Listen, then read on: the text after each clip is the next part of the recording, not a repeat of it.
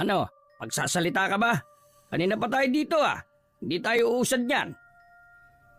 Pinagpapawisan ng malapot ang isang lalaking nasa edad 21 habang nakaupo sa isang upuan at lamesa na may nakatapat na aandap-andap na ilaw sa itaas. Nanginginig ang mga labi niya dahil sa nerbiyos. Hindi siya makapagsalita dahil sa matinding panunuyo ng kanyang lalamunan. Palipat-lipat ang tingin niya sa isang pares ng pulis na kasama niya sa silid na yon. Ang lalaki ay may malaking pangangatawan na animoy kanina pa gustong-gustong sakta ng binata dahil hindi niya ito sinasagot. Samantalang ang babae naman ay prenteng nakaupo at nanonood lang sa kanilang dalawa. Ikaw ba ang pumatay kay Dado? Buisit! Napipikon na ako sa iyo Buddy, kalma lang. Masyadong mainit ang ulo mo Lalong hindi magsasalita yan. Tinatakot mo. Paano ako kakalma? Ginagawa niya akong tanga kanina pa Ano bang mahirap sa pagkukwento na katotohanan? Kung hindi ka ang pumatay, sabihin mo sa amin kung ano yung alam mo. Nanatiling tikom ang binatang si Fred. Mga iling, singhot at pagpahid ng luha lang ang kanyang ginagawa. Dahil sa matinding pagkainis ay isang sampal ang pinadapo ng mamang pulis sa lalaki na agad nitong ikinabuhal. Nangudngod ang mukha nito sa sahig dahil hindi nito nagawang itukod ang kanyang mga kamay dahil sa nakaposas. Nanatili siya sa ganoong posisyon ng ilang segundo. Nang makabawi ng lakas at balanse ay dahan-dahan itong bumangon. Itinayo at inayos ng mamang pulis ang natumbang upuan at sinenyasan siyang muling maupo. Tingnan mo, matigas talagang isang to Itinuro ng mamang pulis si Fred sa kasamahan. Bakas sa mukha niya ang labis na pagkadismaya at inis dahil isang oras na rin ang nasasayang sa interogasyong yon. Muli niyang kinalampag ang lamesa at pinandilatan ng mata ang kausap. Walang kabuhay-buhay na sinalubong ni Fred ang tingin ng dalawang pulis. Nangingitim ang kanyang mga matang mistulang dinunggol ng maraming beses. Ang kanyang labi patuloy sa panginginig at namamalat na ito dahil sa patuloy niyang pagkagat. Bagamat pinagpapawisan ay nanlalamig ng kanyang mga palad. Mapusyaw rin ang kanyang kulay. Kung hindi ka talaga magsasalita, hindi lang yan ang aabuti mo sa akin.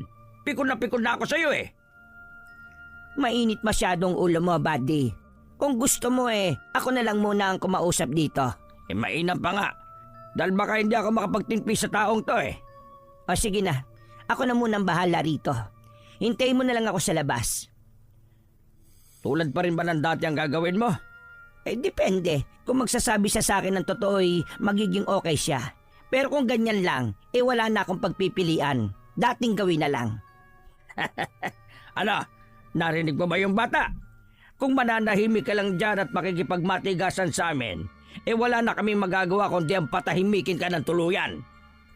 Napamulagat ang lalaki nang marinig ang sinabing yun ng pulis. Etong kasama ko dating magaling na mananahi. Alam mo bang kayang-kaya nitong tahiin ang bibig mo para di ka na makapagsalita tuluyan? Kaya kung ako sa iyo wag na wag mong gagalitin ito. Hinay lang at baka mamaya maniwala yan. O ano, pwede na ba tayo magsimula? Isang marahang pagtango ang isinagot ni Fred. Dahan-dahan namang tinungo ng lalaking pulis ang pinto ng silid na yon. Bago lumabas ay tinapunan pa niya ng masamang tingin ng binata. Pagkatapos ay gumisi ito ng makahulugan. Pabagsak nitong isinara ang pinto. Napailing na lamang ang babaeng pulis habang tinitingnan ang kasama na lumabas ng pinto. Pagkatapos ay inikutan nito si Fred. Pagpasensyaan mo na, matanda na rin kasi. Sila na lang dalawa ang natira sa silid na yon. Naghahamon ng titiga ng babaeng pulis. Nakasulat sa kanyang uniforme ang apelyidong Baltasar. Ano? Magkukwento ka na ba? Sabi mo na sa akin para magawa ko ng report at maisara na tong kasong to. Kinuha nito sa folder ang isang malinis na papel. Tumitig ang malamyang mata ni Fred sa papel. Pinagmasdan niya ring kumuha ng itim na ballpen ng pulis. Papel, ballpen, sulat. Tila umikot ang tatlong salitang yon sa kanyang ulo. Lumikot ang kanyang paningin. Sa papel, sa ballpen, sa pulis. Sumulyap siya sa itaas, sa ilaw, habang inaalala ang mga nangyari nung araw na yon.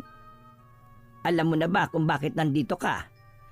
Fred, may mga impormasyon ako na ikaw ang huling kasama ng biktima.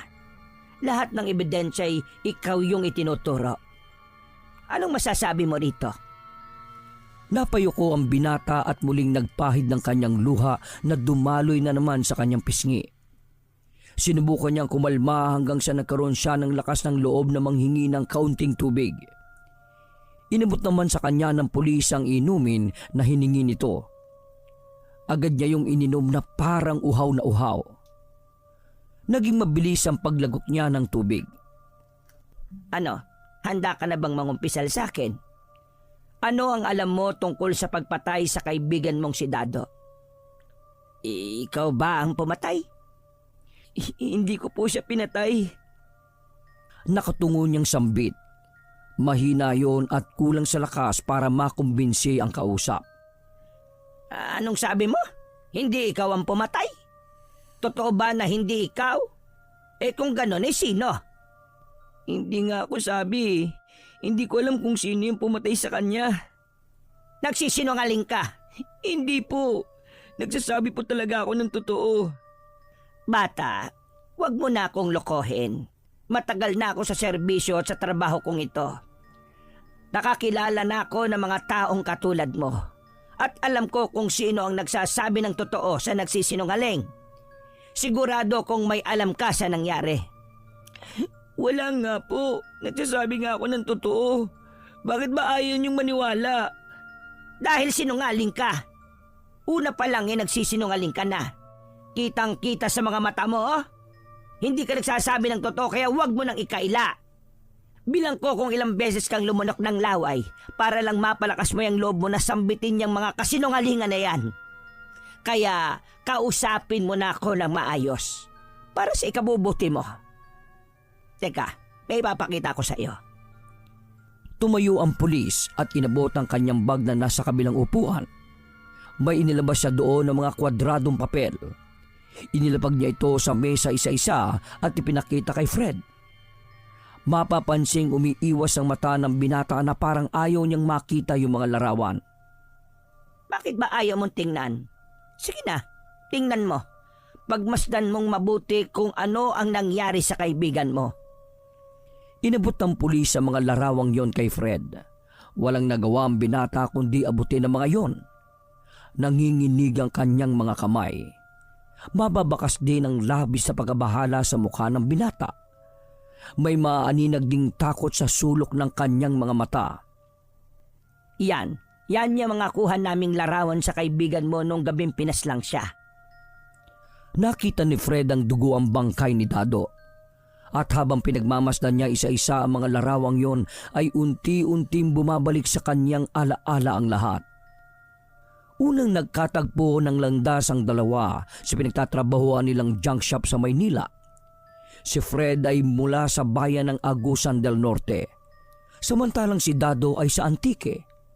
Sila ay mga biktima ng illegal recruiting sa kani-kanilang mga probinsya. Matapos mapangakuha ng magagandang salita at makuha ang mga halagang ibinayad ng mga aplikante, ay wala naman palang magandang trabaho na daratnan. Maswerte na lang yung iba na nabibigyan talaga ng trabaho.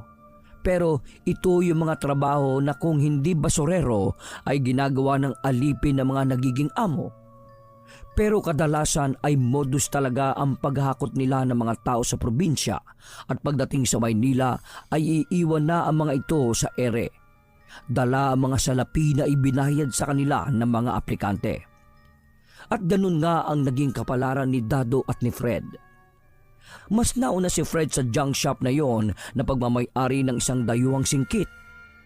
Nang dumating si Dado ay si Fred agad ang kanyang naging kaibigan. Madaling nagkagaanan ng loob ang dalawa dahil sa parehas nilang kwento sa buhay. Halos magkaedad din ang dalawa. Si Fred ay edad 21, samantalang si Dado ay mas bata sa kanya ng 1 taon. Naging sobrang malapit sila sa isa't isa. Naging sanggang dikit ika nga. Lagi silang nagdadamayan sa kanilang mga problema. Ay, talaga nakakapagod yung trabaho dito, no? Oo nga eh. Tapos ang liit pa ng sweldo. Ay nako, sinabi mo pa.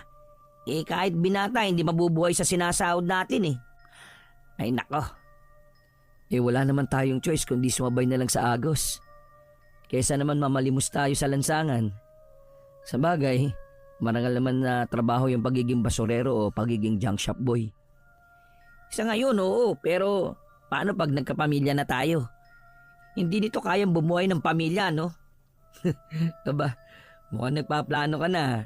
Magpapakasal na ba kayo ng... ano nga ang pangalan nun? Si Iska pre. Oo nga, siya nga. Ano, may bala ka na bang pakasalan siya? Sana. Kaso, wala pa akong ipon eh. Kung hindi naman maselan yung syota mo pwede mo namang ayain sa kasalang bayan. O kaya, iuwi mo na sa inyo. Hindi naman siya maselan, kaya lang, siyempre, mahal ko yun eh. Gusto ko ibigay sa kanya yung isang magandang kasal. Sa bagay.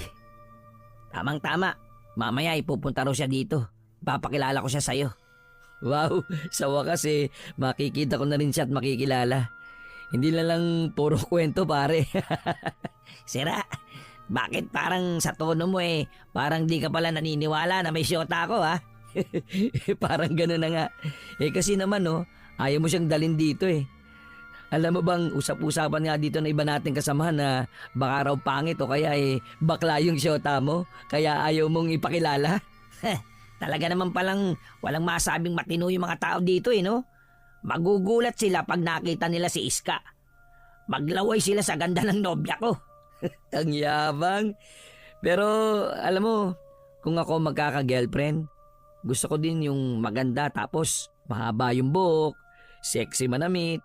Ganyan! Ganyan si Iska ko. Aba, parehas pala tayo ng taste sa babae kung ganun.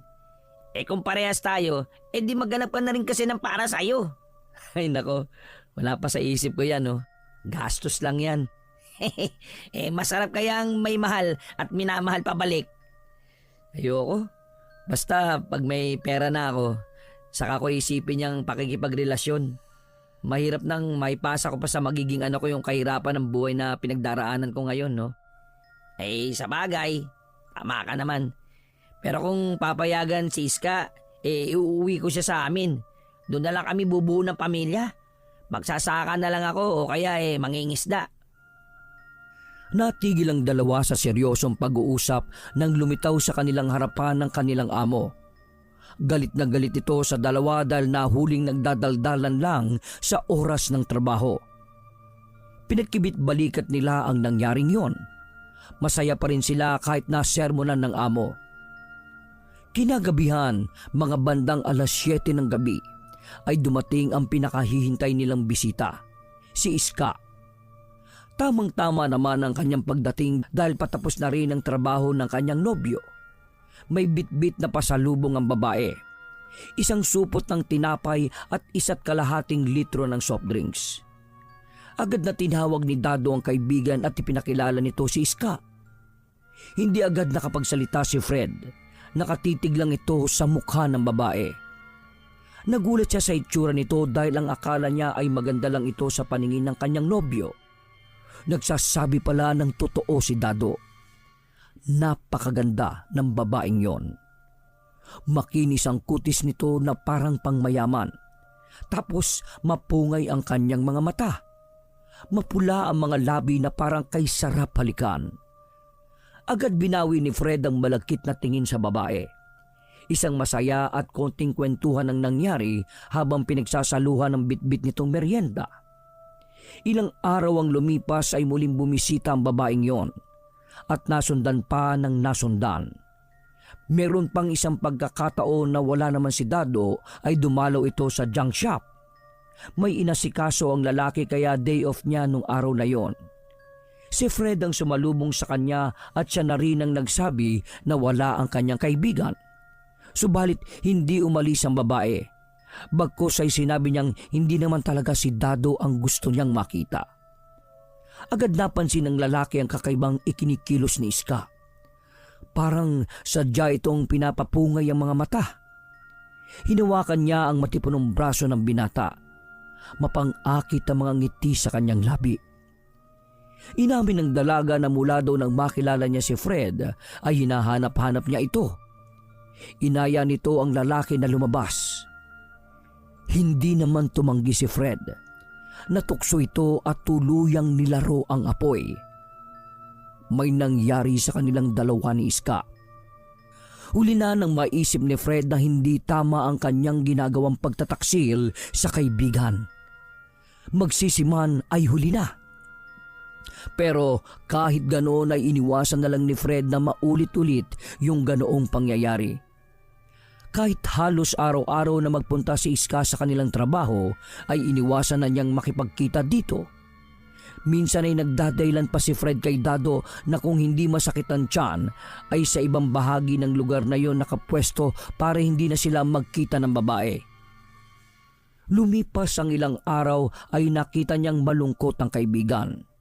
Tulala ito ng kanyang lapitan. Oh, pre, anong nangyari?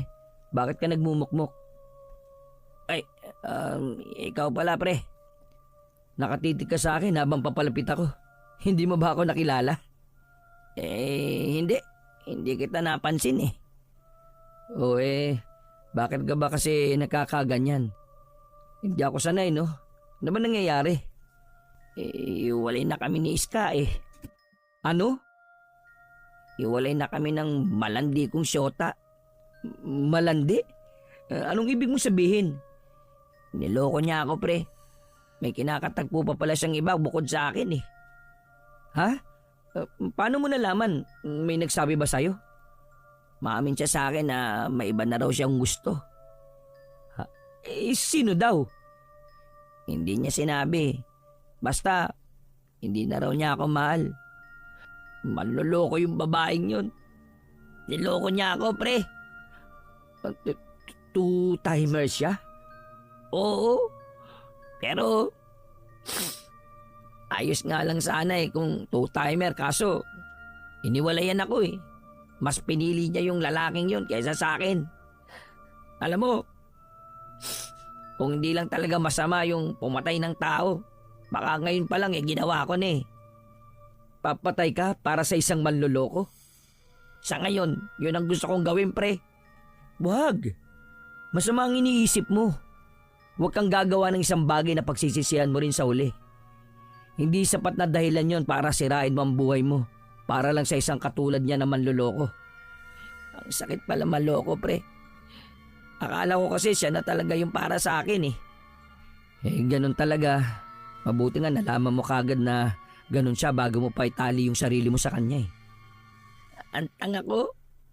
Alam mo bang binala ko siyang balikan? Sinubukan ko makipag-ayos sa kanya pero ayaw niya na talaga eh. Tinanggihan niya na ako. Hindi na raw talaga kami pwede. Marami pa namang iba dyan, pre. Hayaan mo na yun. Pero, nalulungkot talaga ako, pre. Ano bang makakapagpasaya sa'yo? Hindi ko pa nga alam eh. Alak, gusto mo? Sagot ko, inom tayo. Pwede naman. Kaso, sakit lang ng ulo at sunog ng atay ang aabuti natin dyan eh. Paano? Magmumukmuk ka na lang ba dyan? Alam mo, may gusto akong gawin eh. Parang gusto kong umuwi sa amin. Gusto mo sumama? Pasyal tayo? Ay nako, mukhang tagilid tayo dyan. Hindi naman basta-basta nagbibigay ng bakasyon tong amo nating singkit eh. Sino nagsabi na magpapaalam tayo? Ano? Ang ibig mong sabihin mag-aawol tayo? Huwag kang manginayang sa lecheng trabahong to. Wala naman tayong napapala rito eh. Amo lang natin ng yumayaman. Samantalang tayo eto. Magkandakuba na tayo sa hirap ng trabaho hampas lupa pa rin tayo. Ano? Game ka? Sige pre. Pag-iisipan ko pa muna ha. Marami akong magandang pinsan doon. Pwede kitang ipakilala. Ano pang iniintay natin? Kailan tayo luluwas?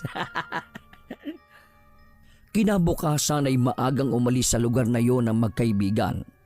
Hindi na sila nagpaalam pa sa kahit na kanino. Mabilis lang sumakay ng tricycle para magpatid sa terminal. Sasakay pa kasi sila ng bus. Mga 2 araw ang kanilang biyahe bago marating ang Antique. Kasama na doon ang pagsakay nila sa Roro at iba pang sasakyang panlupa.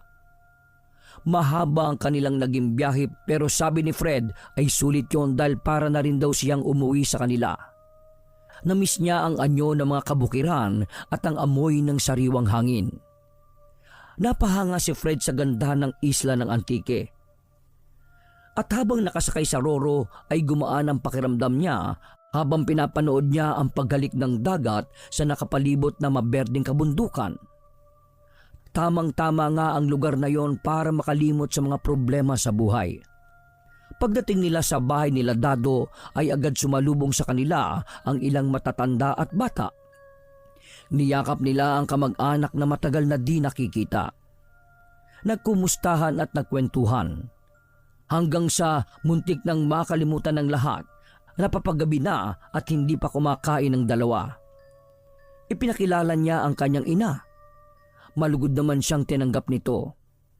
Inaya nila sa loob ang dalawa at tinulungan sila sa kanilang mga dala. Ipinaganda sila ng kanilang makakain. Mabait ang nanay ni Dado. Wala tuloy masabi si Fred sa mainit na pagtanggap sa kanya ng pamilya ng kaibigan.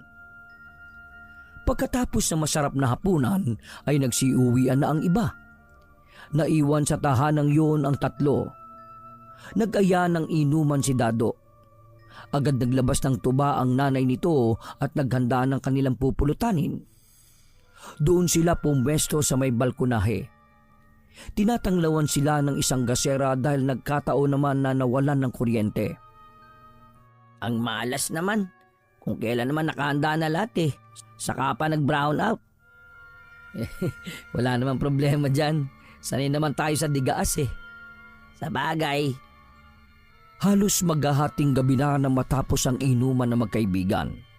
Nang walang ano-ano'y napansin ni Fred na tila ba hindi mapakali si Dado. Panay ang tingin nito sa kapitbahay na parang may nakikitang kakaiba sa paligid. O pre, ayos ka lang ba? Ha? Oo. Ano bang tinitingnan mo sa labas at parang kanina ka pa di mapakali dyan? Medyo naninibago kasi ako Kita mo ba yung bahay na yan sa tapat natin? Yung maliit na kubo?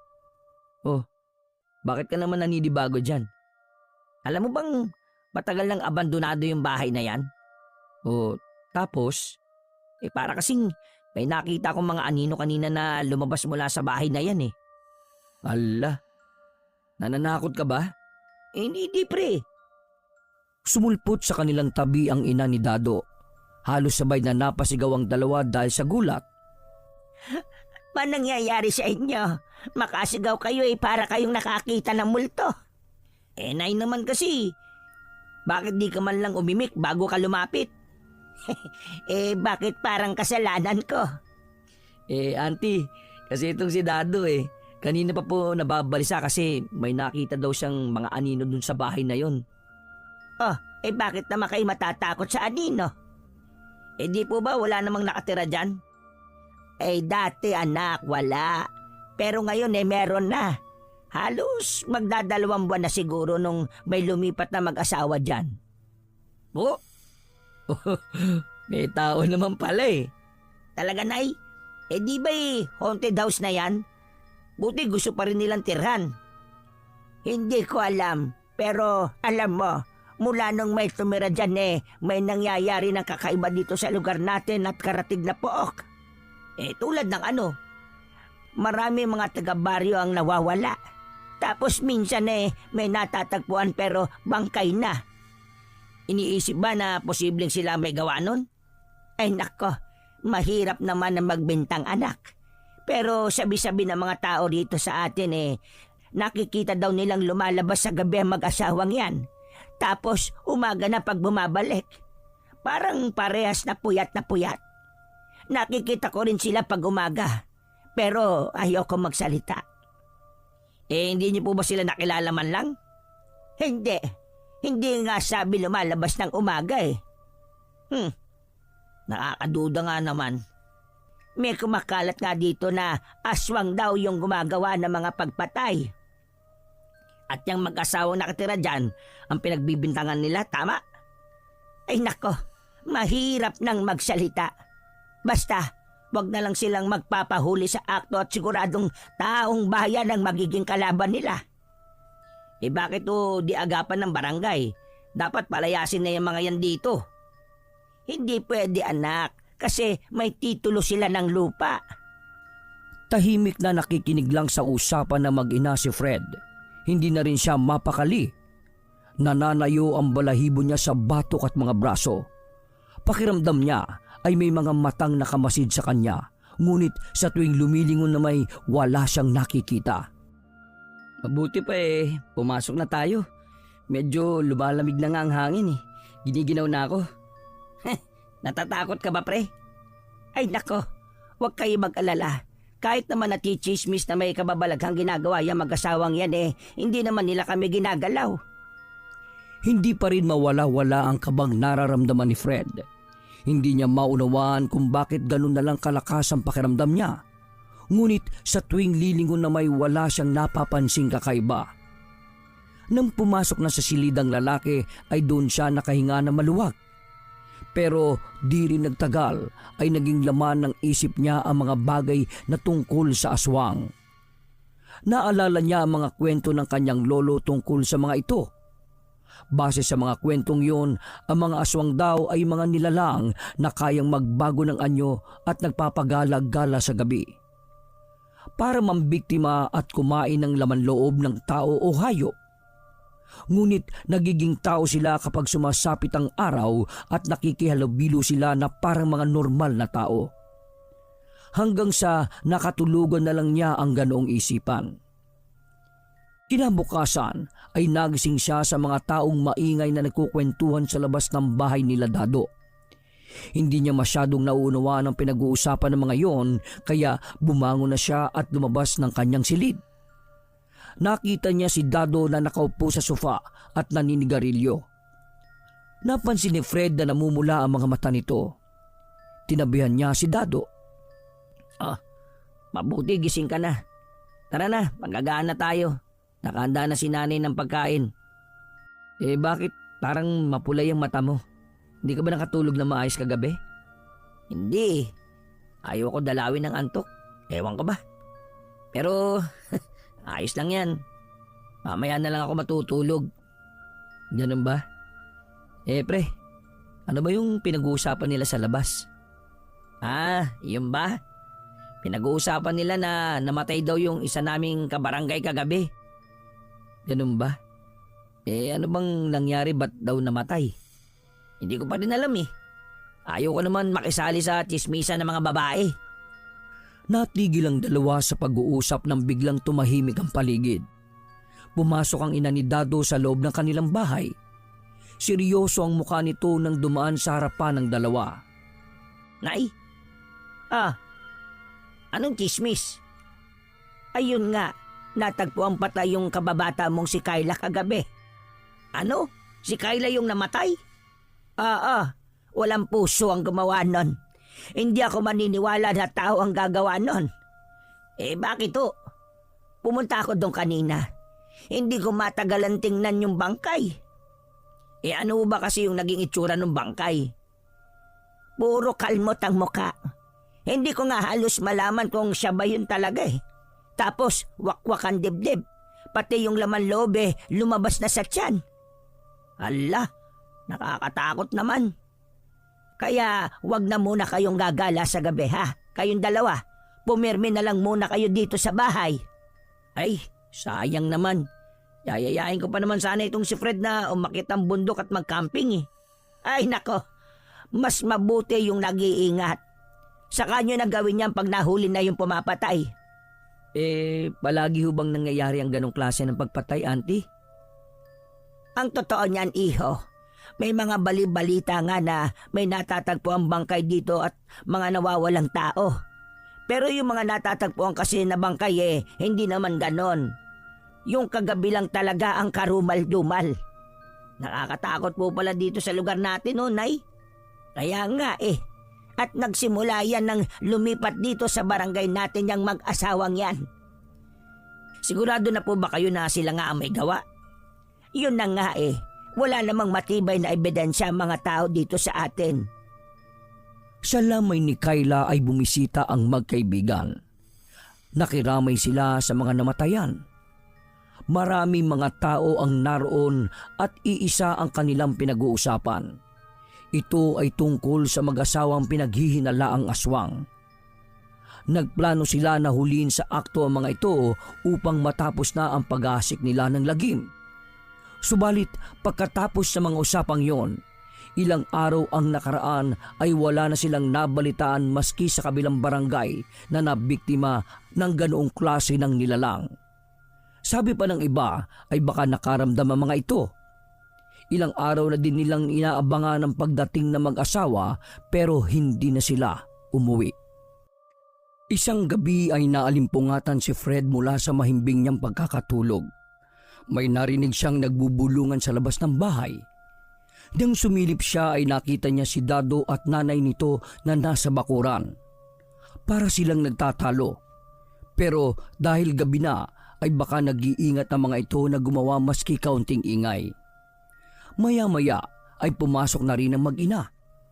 Babalik na rin sana sa pagtulog ang binata nang bigla siyang makaamoy ng kakaiba at mabahong amoy na nagmumula sa labas. Muli siyang bumangon at bahagyang binuksan ang bintana. Sa pwesto niya ay matatanaw niya ang bahay ng kapitbahay nilang siyang itinuturong aswang. Sa bubong ng bahay ay may nakita siyang isang nakadapong parang malaking ibon.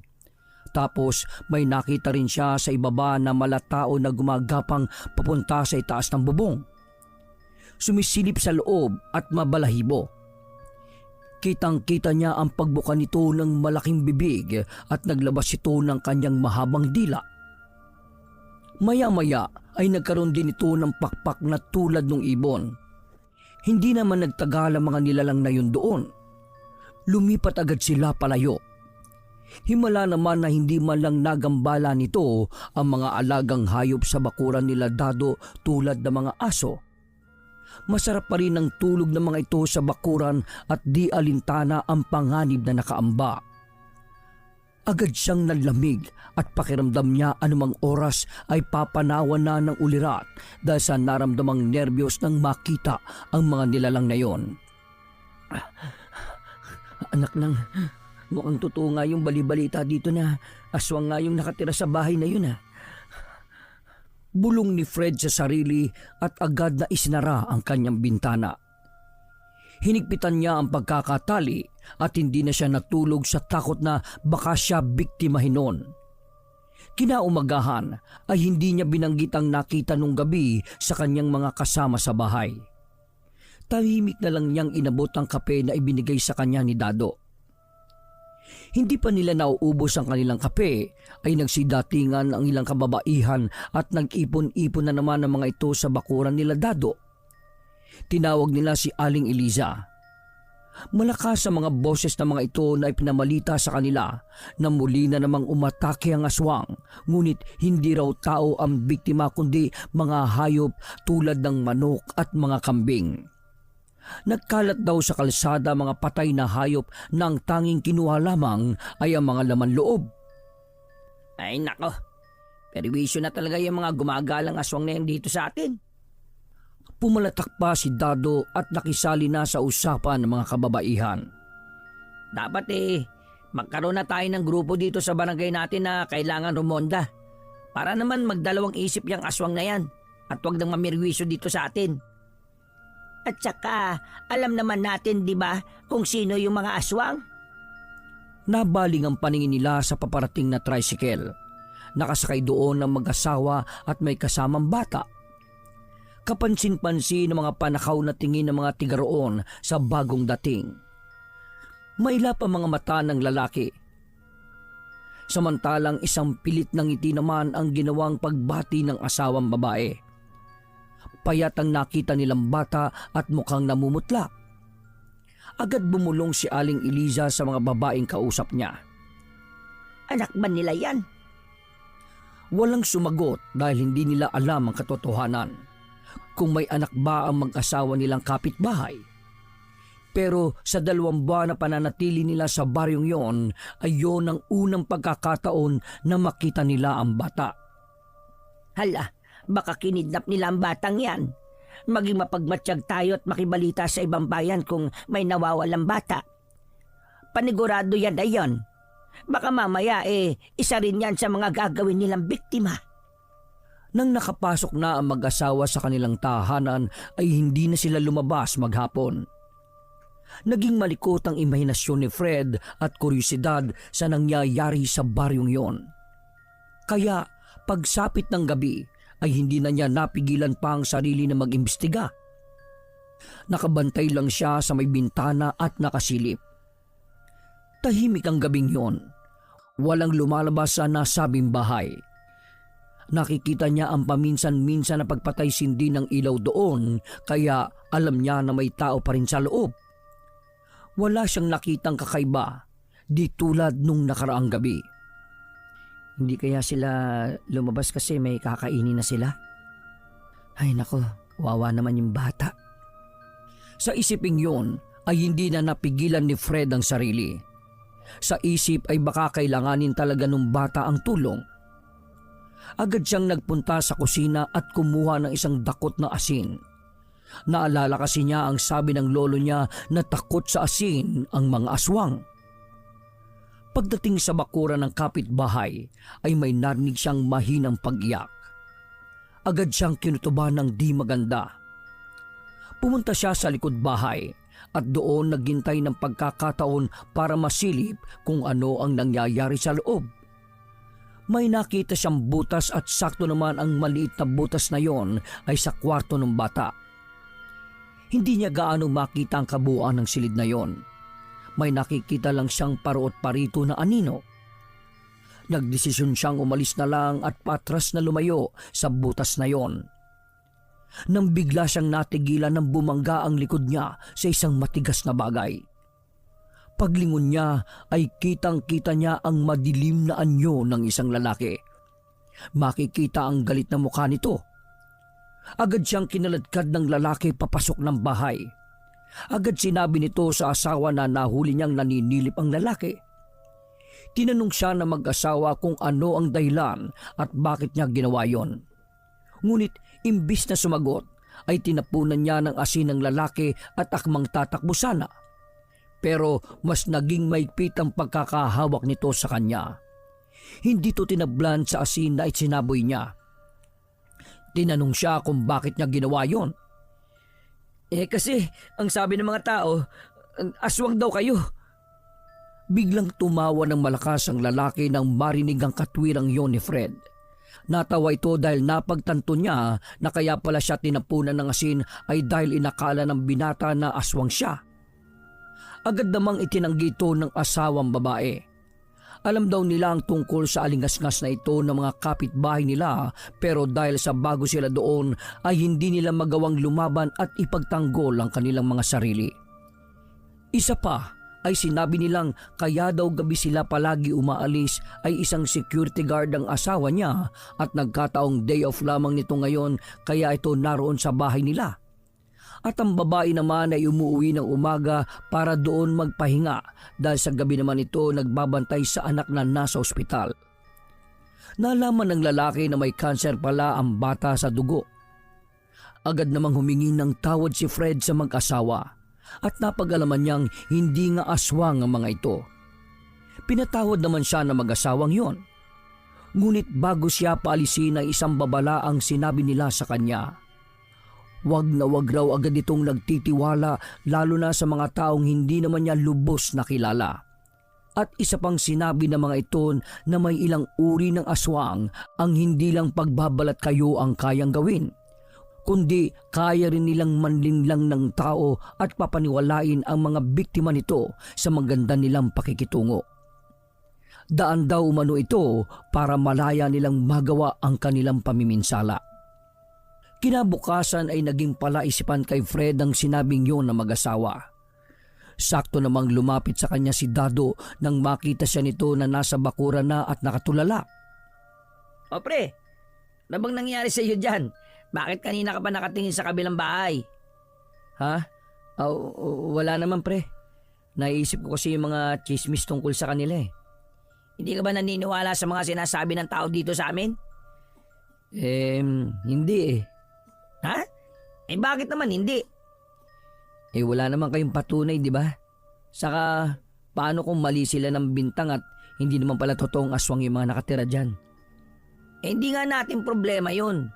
Kung magkagipitan, di sila na yung bahala na magtanggol sa sarili nila. At patunayan sa lahat na hindi talaga sila yung mga nambibiktima at namimerwisyo dito. Sabi nga ni nanay nagsimula lang naman ang aswangan dito mula nang dumating yung mag-asawang yan eh. Pero ganun pa man pre, hindi maganda yung nanghusga tayo ng kapwa natin agad-agad. Teka, pinagtatanggol mo ba sila? Hindi naman pre. Ang sa akin lang naman hindi porket bago sila dito sa inyo sila na agad ang pagbabalingan nyo ng sisi. Paano kung iba pala ang may gawa?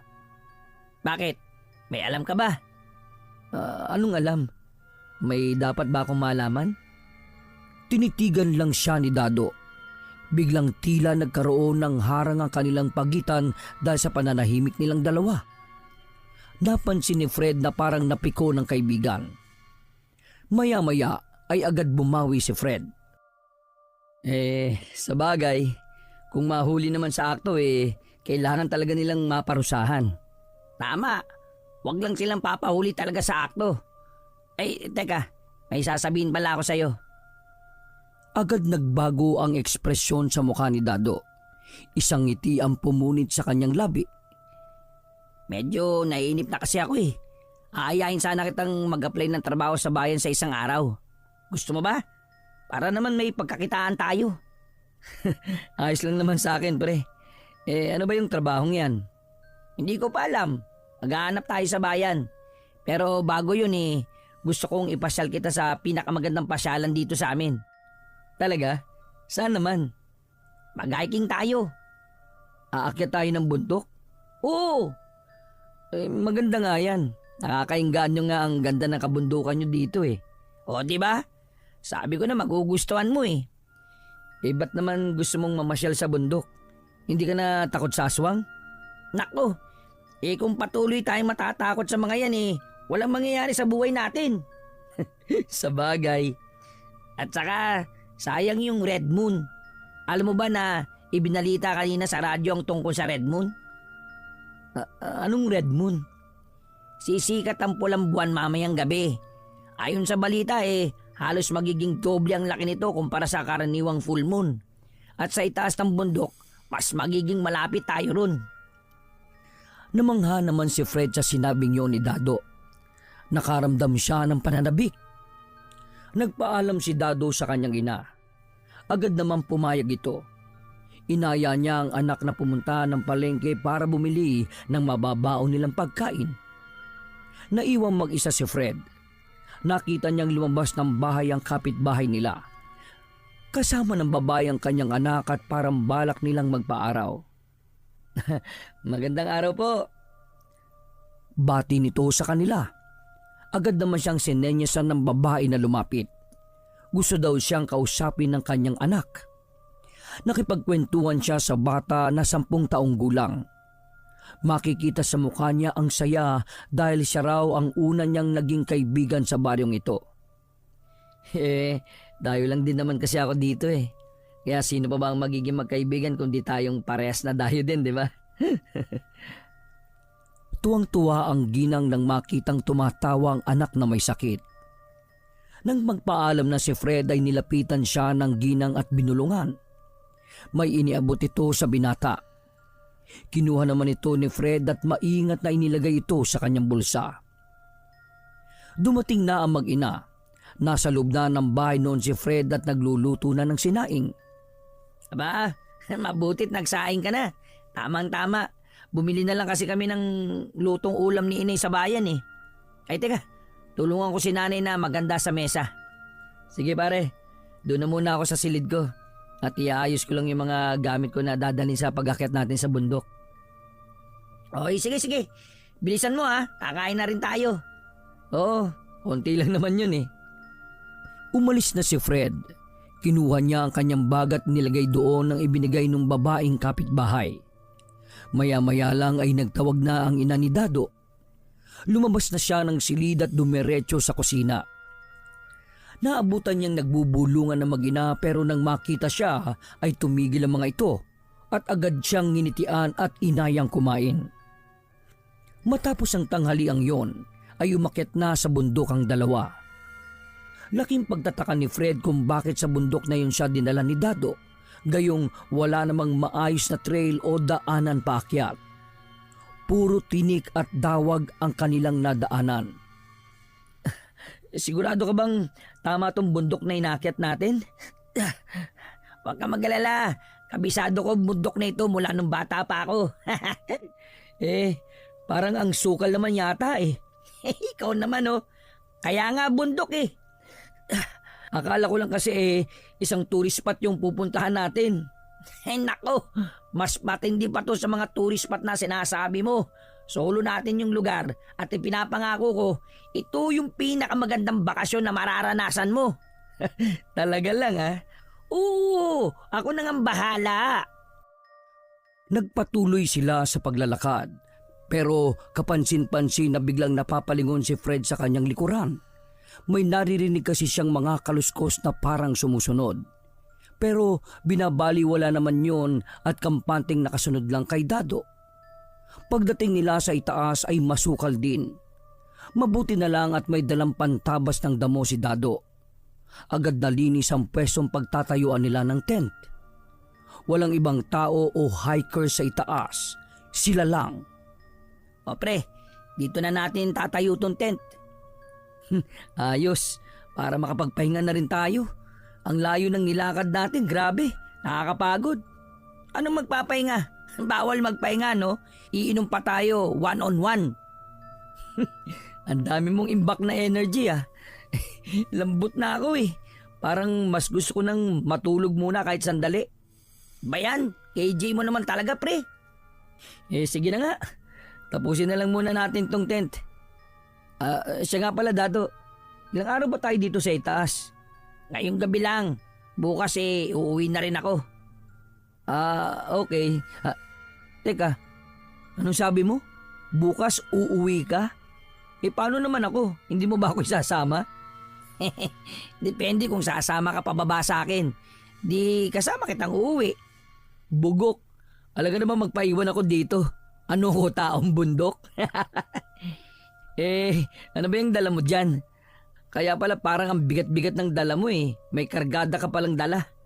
Shh! Huwag kang maingay. Mamaya may makarinig sa'yo.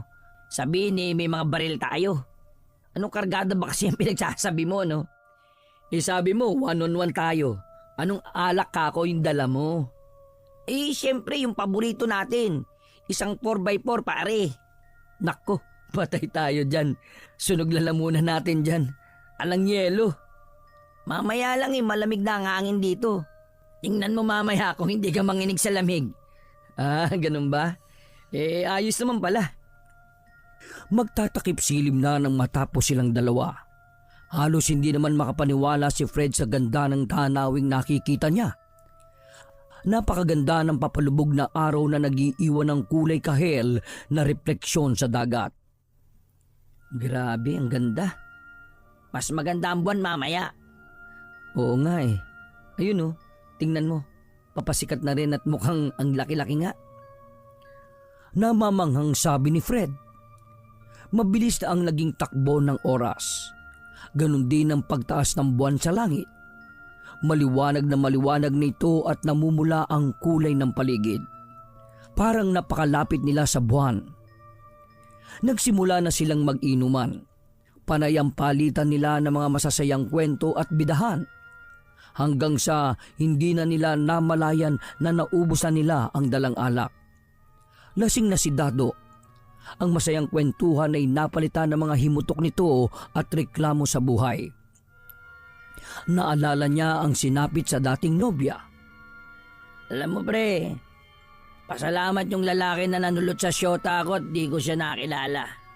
Kung hindi Oh, huwag kang magangad ng hindi maganda sa kapwa mo, pre. Hayaan mo na yun. May makikilala ka pang iba na mas karapat dapat sa'yo. sana nga meron pa. At doon tumulo sa kauna-unahang pagkakataon ang luha sa mga mata ni Dado.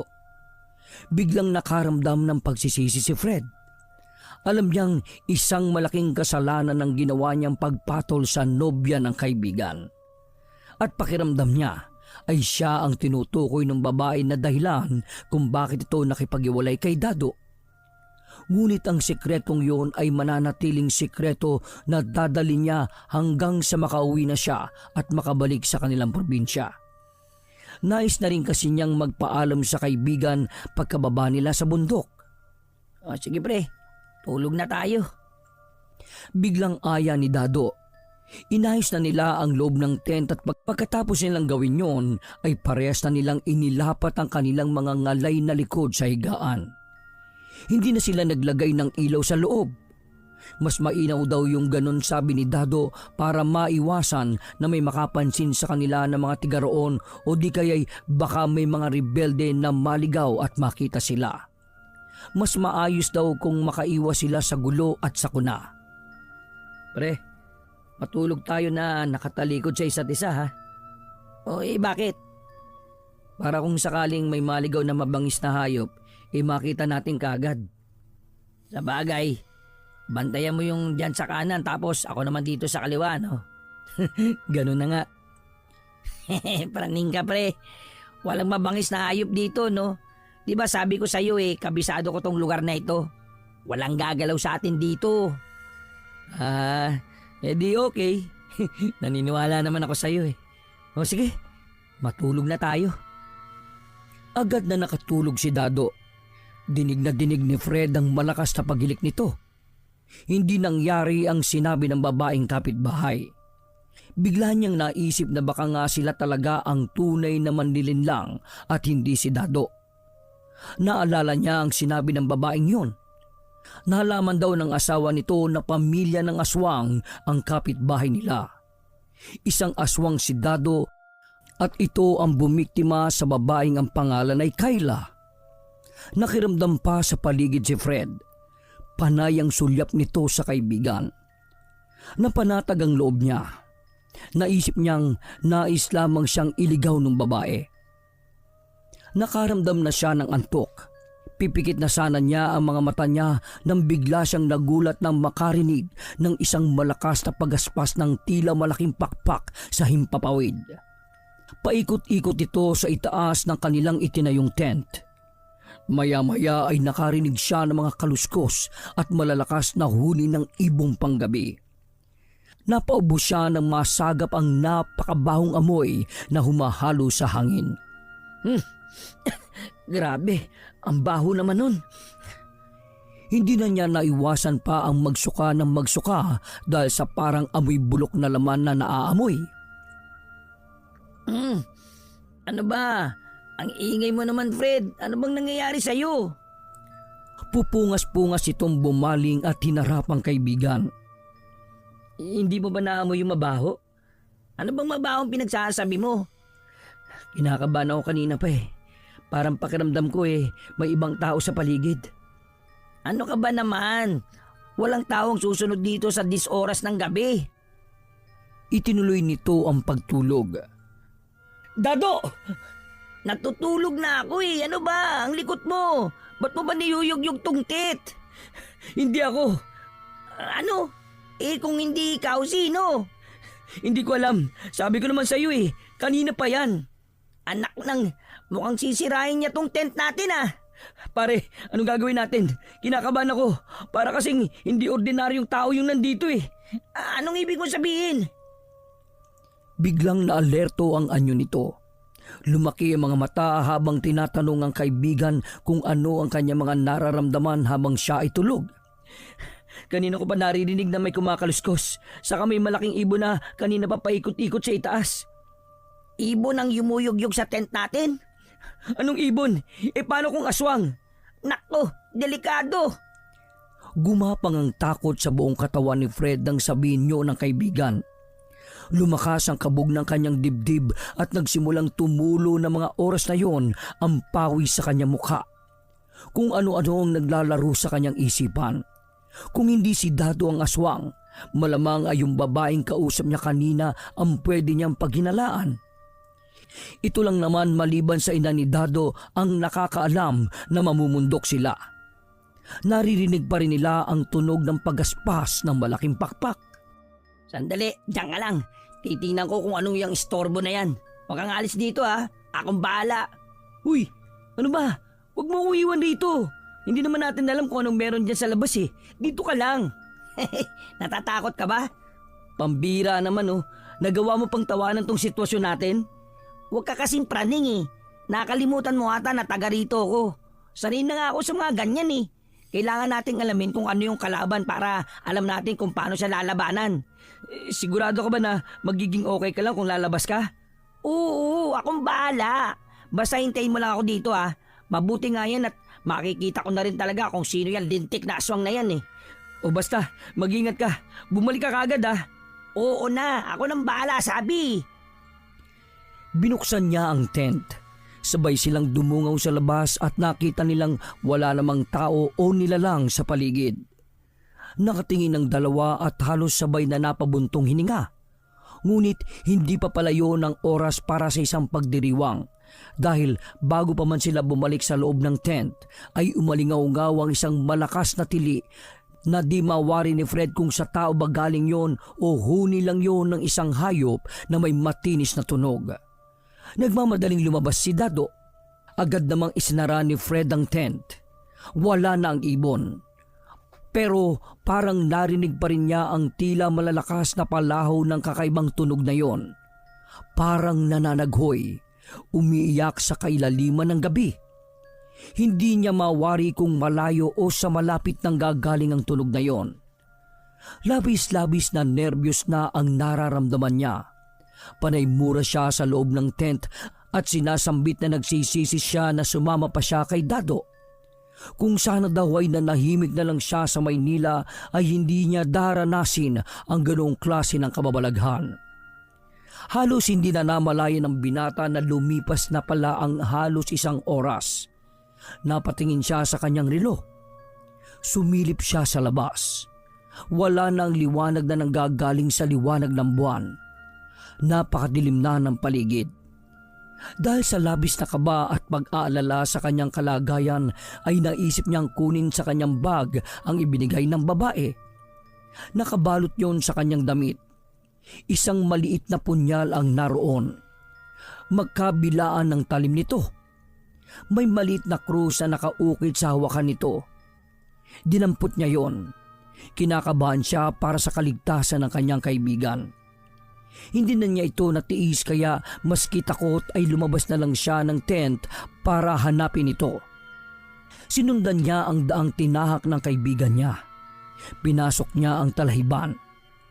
Muling lumitaw ang pulang buwan sa itaas na tinakpan lang pala ng ulap. Hawiin sana niya ang talahib nang bigla siyang matigilan ng may malamig na kamay na humawak sa kanyang balikat. Muli niyang naamoy ang nakakasukang amoy na yon. At sa pagkakataong yon ay alam na niyang mula sa kamay na nakahawak sa kanya nang gagaling ang amoy na yon. Duguan ito na mayroong mahabang kuko. Agad na pasigaw ng malakas si Fred at tumakbo palayo. Naramdaman niyang sinusundan pa siya yon. Mas lalo niyang binilisan ang pagtakbo. Ngunit huli na nang mapansin niyang napupunta na siya sa mapunong bahagi ng bundok na kinaroroonan nila. Biglang lumakas ang hangin. Ang mga anino ng puno ay mas lalong nakapagbigay ng nakakatakot na atmosfera sa paligid. Dahil sa paningin ni Fred ay buhay ang mga ito at kumakaway-kaway pa sa kanya. At ang mga sanga ay parang nagdiriwang sa kanyang kalagayan. Ramdam na niya ang paninigas ng kalamnan ng kanyang binti at ang hapdi ng mga maliliit na tinik na tumutusok sa kanyang talampakan habang tumatakbo. Ngunit ang mas nakapagbigay sa kanya ng panlulumo ay nang marating niya ang dulo ng daang tinatahak. Isang bangin ang nasa kanyang harapan. At ang masaklap ay ang naririnig niyang kaluskos na patuloy siyang sinusundan. Ilang sandali pa ay nasa harap na niya ang isang nakakatakot na nilalang. Ang katawan nito ay hugis ng isang tao pero ang kanyang ulo ay di mawari kung aso o sa isang mabangis na kambing. Namumula ang mga mata nito at nang sumingasing ay kita ang matatalas nitong mga ngipin. Mabalahibo ang buong katawan nito. Pamilyar sa kanya ang anyong yon. Katulad ito nang nakita niya sa bahay ng mag-asawang kapitbahay. Aswang! Isang malakas na sigaw ang pinakawalan ni Fred dahil sa labis na takot sa nilalang na yon. Ngunit sa kabila ng kagimbal-gimbal na pangitain yon ay hindi na siya makatras dahil nahuhulog na siya sa bangin.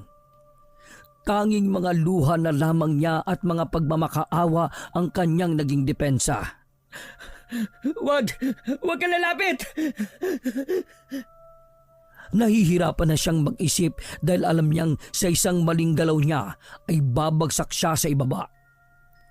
Nang ibalik niya ang pansin sa aswang ay nakita niyang ilang hakbang na lang ang layo nito sa kanya. At sa marahan nitong paghakbang ay naisip niya kung paano siya lalapain ito.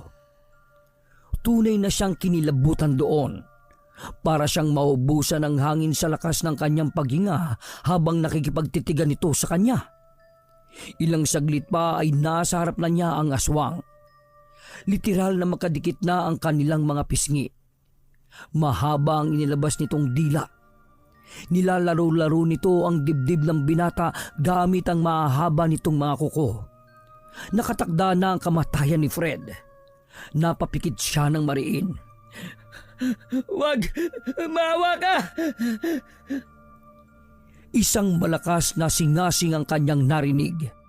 Pakiramdam tuloy niya ay may isang kakaibang ahas sa kanyang tabi. Pero bumalik siya sa realisasyon na mas matindi pa pala sa ahas ang tatapos sa kanyang buhay. Tulong! Muli niyang naisigaw. Pero sino nga ba ang makakarinig sa kanya sa ganoong klase ng lugar at oras? Ngumisi ng nakakakilabot ang aswang. Sadyang ipinakita niya sa kanyang biktima ang matatalas niyang ngipin. Itinaas nito ang mabalahibo at malalaking kamay. Sinakal niya si Fred. Doon palang naalala ng binata ang hawak-hawak na punyal. Isang malakas na sipa ang iginatin niya sa aswang. Dahilan para mabitiwan siya nito. Lumayo siya kaagad sa bangin ngunit nang makita niyang tila hirap sa pagtayo ang aswang ay agad niya itong nilapitan at inundayan ng saksak. Sunod-sunod niyang itinarak sa katawan ng aswang ang hawak na sandata.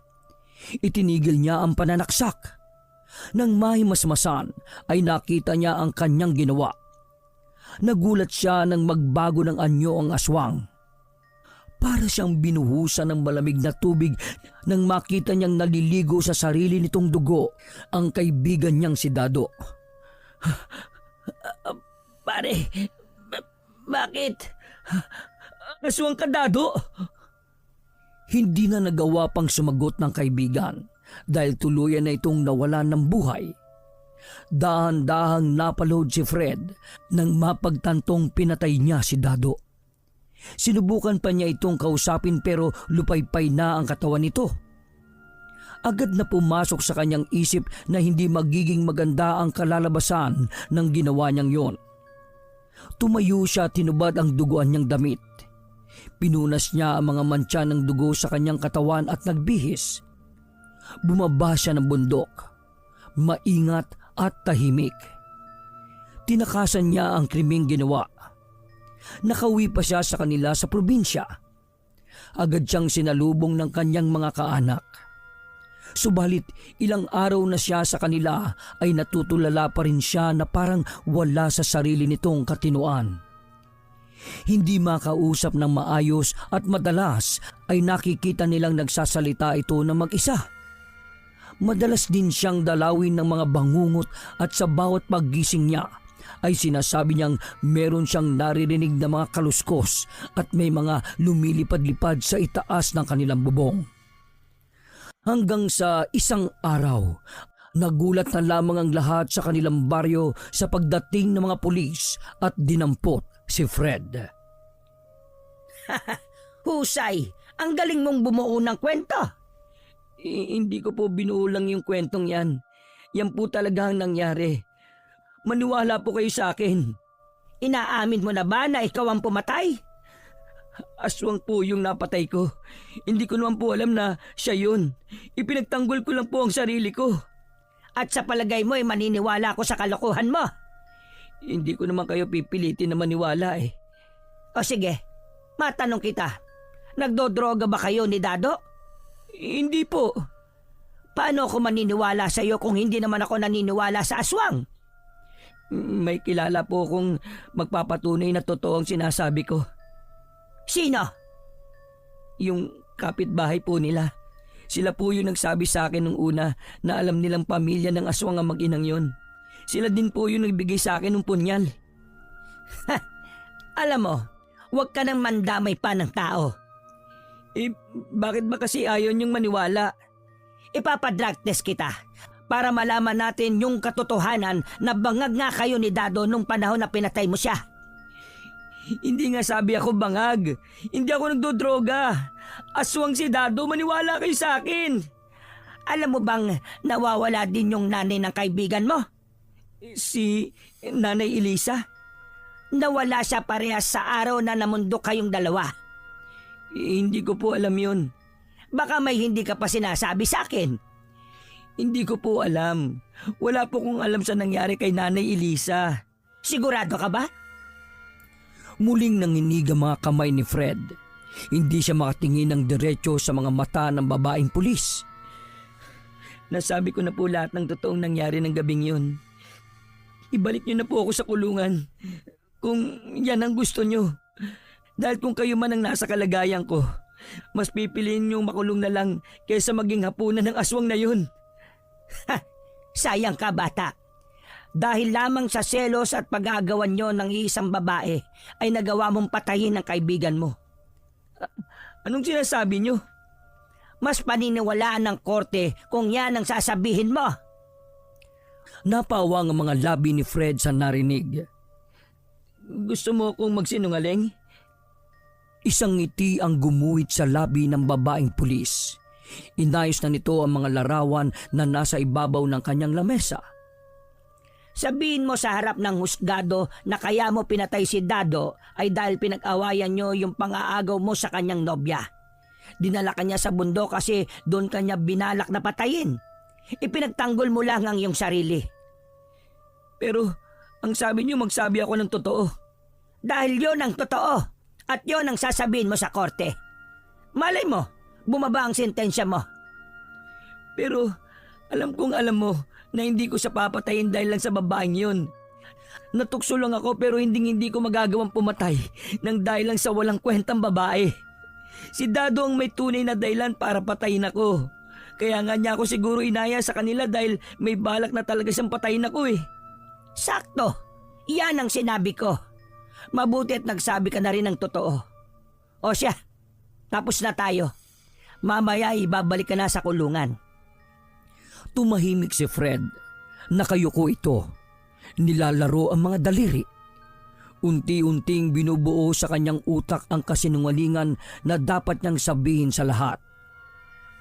Dahil naniniwala siya sa pulis na maaring ang kasinungalingang yon ang makapagpapagaan ng hatol sa mali niyang nagawa.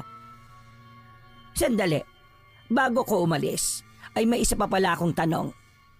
Ano po yun? May mga nakitang malalalim na sugat sa kanyang likod na parang nilatigo. Ikaw rin ba ang may gawa nun? Po? Hindi mo natatandaan? Hindi ko po siya nilatigo kung yan po ang tinatanong nyo. Heto, tingnan mo. Ipinakita ng pulis ang uling larawan ni Dado na nakalapag sa mesa. Napawang lamang ang labi niya nang makita ang marka ng latigo sa likod ng kaibigan. Ganon din ang parang nasunog niyang balat sa likod. Hindi ako may gawa niyan. Alam mo, Maski di mo aminin yan, ayos na. Dahil nangumpisal ka na sa akin na ikaw ang sumaksak kay Dado. Ikaw ang pumatay sa kaibigan mo. Oo, sinaksak ko siya pero hindi ko naman yun talaga sinadya. Aswang yung pinatay ko aswang!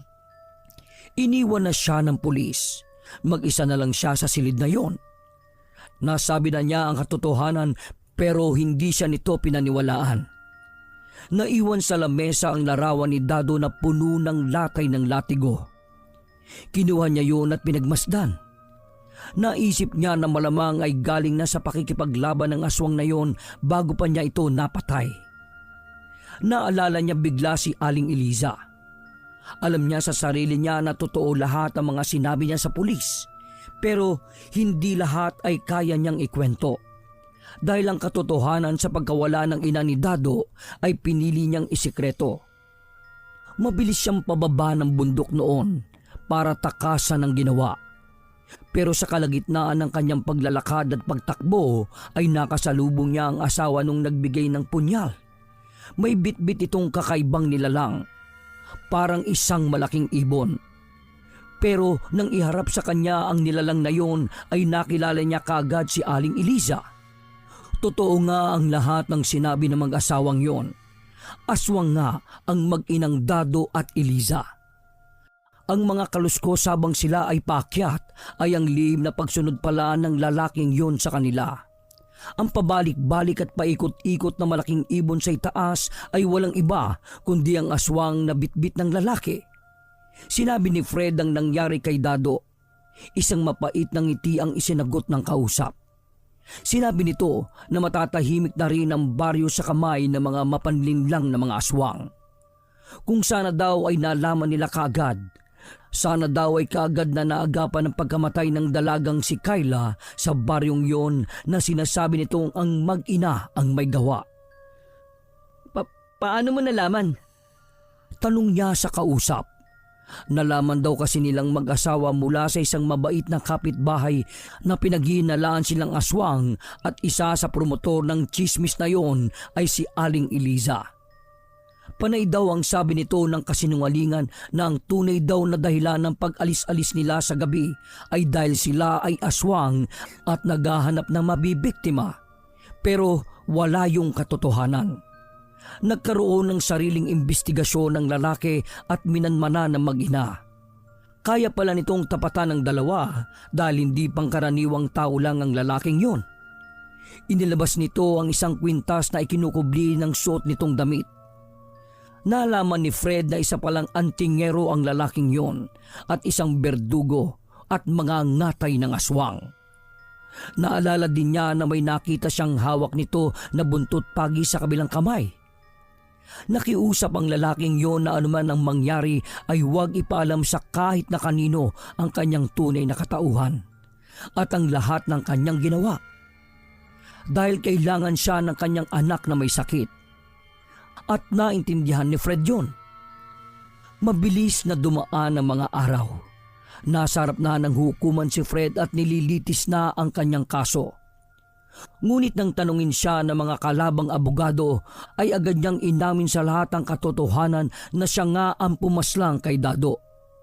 Hindi na nagulat ang lahat nang sabihin niyang ipinagtanggol niya ang sarili dahil sa tangkang pagpatay sa kanya ng kaibigan. Dahil sa matinding selos at sa nagawa niyang pang-aahas. Yun ang kwentong binuo nila ng babaeng pulis. Sinunod niya na sabihin ang kasinungalingang yon. Dahil walang batas sa Pilipinas ang kayang magbigay ng hustisya para sa mga taong